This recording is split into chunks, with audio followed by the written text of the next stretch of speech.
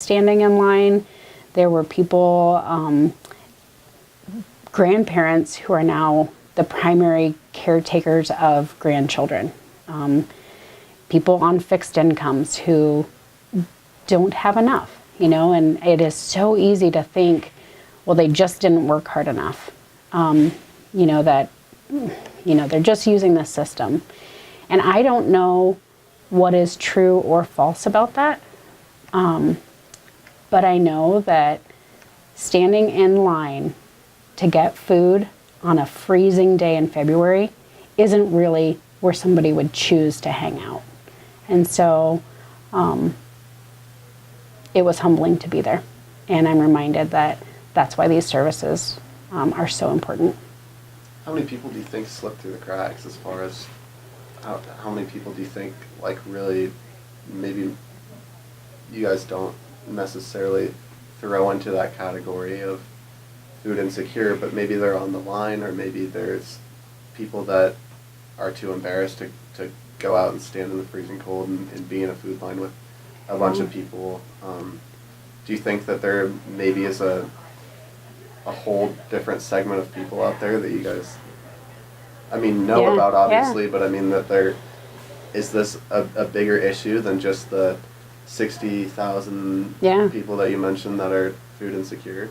Yeah, so the number of people that are slipping through the cracks, I honestly don't have a calculation for that. The numbers that we have comes from Map the Meal Gap, which is an annual study that Feeding America, which is our parent organization, that they conduct. But without a doubt, like with every data collection, you're not capturing every single person or their story. So without a doubt, there are people slipping through the crap. Without a doubt, there are people slipping through the cracks. And I think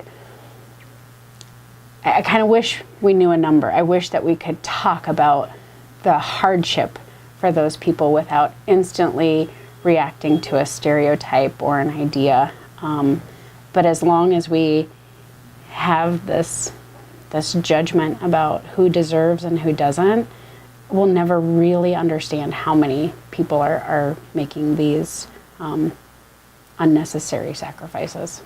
You mentioned medication being expensive and that kind of being an issue as far as why some people can't afford to properly be nourished or to feed their children or even themselves.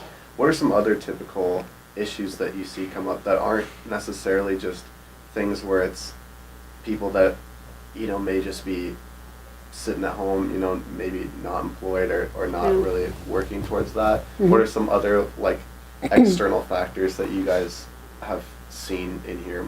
Medication costs, example, stuff like that.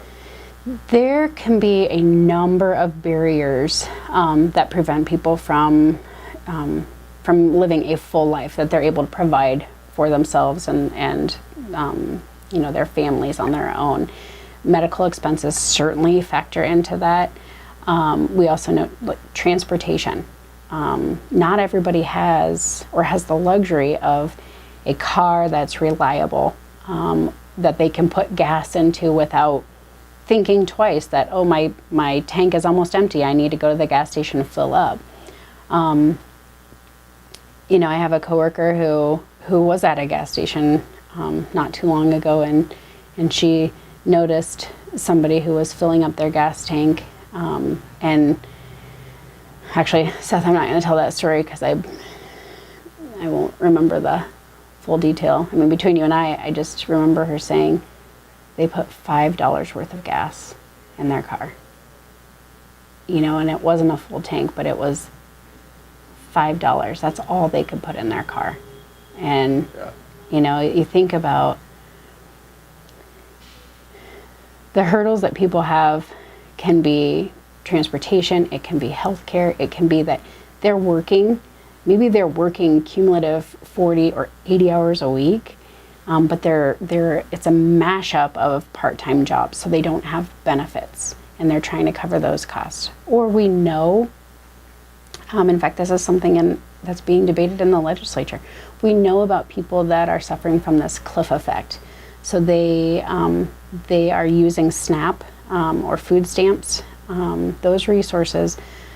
But if they are given an increase, a pay raise, they are instantly, they don't qualify for SNAP anymore.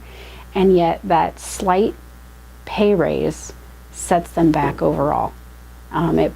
Gives them, so they're overqualified for SNAP, but it's not enough money where they're able to provide for their family. So now they're without any kind of SNAP benefit. They've gotten a raise, which is really exciting, but it's actually made things worse for them because they're no longer qualified for support for childcare or for the SNAP benefit of food. So that $40 a month, it might be, gets taken away, and it changes their entire budget structure.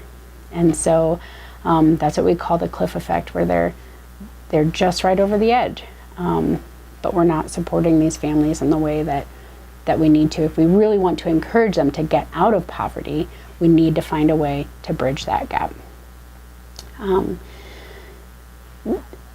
Having worked at a hospital here in Lincoln before coming to the food bank, I have seen firsthand how a sudden medical episode, whether that's a traumatic brain injury or a stroke, can turn a family that's doing well, getting by just fine. It can send them into a tailspin. It changes everything, and those bills add up, and they're suddenly finding it hard to make those ends meet.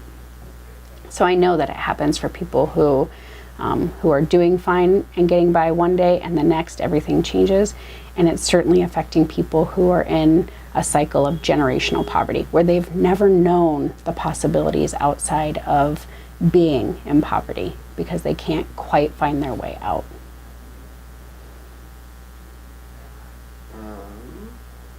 Anything else that you can think of that we touched on? I don't know how much time you need, Seth. I could talk briefly about our Getting Ahead program. Okay. Sure.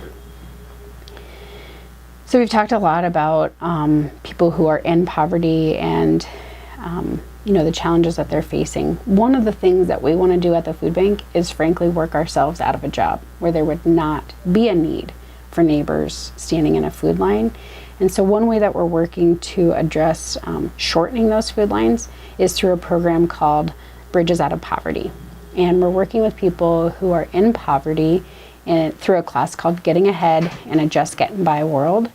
And that's intended to help provide some resources and information, some network for people who are in poverty to think about their situation a little bit differently and to become their own advocates, which is the second part of this program. We're working with community leaders, policymakers, business owners to think about poverty from a different perspective. For example, the topic of food. If you're somebody who's in poverty, you're going to approach food thinking of it like, well, is there enough or is there any?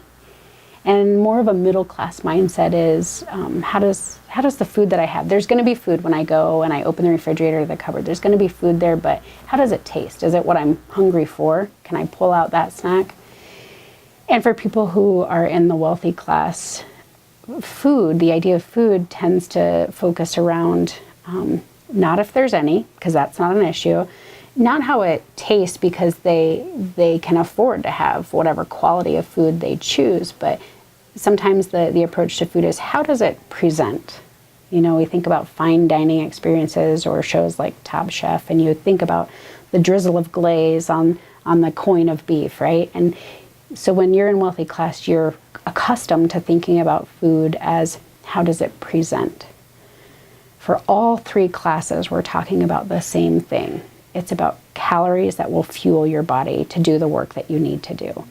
But people's approach, their lens through which they view that thing, that food, is very different. And so we're working with people to help have a little more compassion for what is it like? What is it really like if you're in a different social class? And to kind of bridge those divides. That's awesome. That's really cool.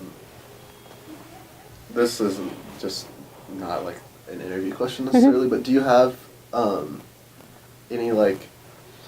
I know you said you had like stats and stuff like that. Do you have any stats on like free and reduced lunch program Yeah. stuff? Mhm. Okay. Yep. Do you have I can give it for LPS. They issue that's the perfect. guides each year for all that information Okay, is by that- school, by okay, so it's already cluster. sorted. Hmm. Do you have any that might be unsorted?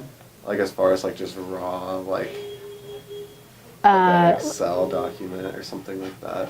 The only it doesn't necessarily matter so Yeah. much, but the only reason why I ask is because I took like a data journalism class, which was like taking PDF and Excel files and like learning how to code to sort them. Uh-huh. And so like if I had a raw file, I could like show my skills that I like Yeah. learned from a class and like sort it. But if Yeah. it's already sorted, like that's totally fine too. I mean, they have it where it's overall numbers, and then they dig deeper into each of the sorted. Okay. So you could start at kind of that macro level, but it's not in an Excel, it's in a PDF. So Okay. you'd have to take just the report and then do some drilling down. Yep. And then you would have that to see if it Well, you can compares you can to. convert it. Yeah. So okay. Yeah. Yeah. Just send me if you could just Yeah. send me what you have. That Yep. would be great. Yep. Other than that, I might get some like B-roll they call it, Mhm, like yeah, background yep, shots yep. or whatever to